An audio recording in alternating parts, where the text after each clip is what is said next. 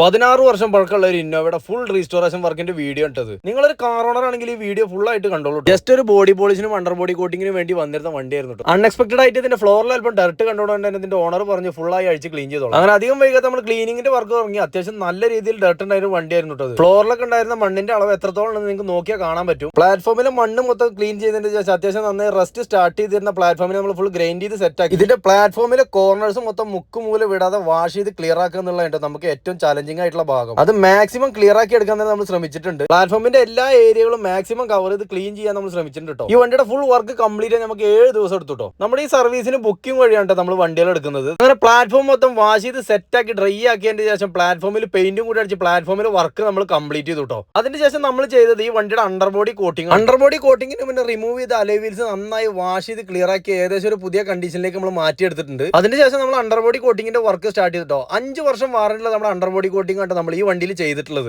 Underbody കോട്ടിങ്ങിലൂടെ silencer coat കൂടി നമ്മൾ ചെയ്തിട്ടുണ്ടായിരുന്നു.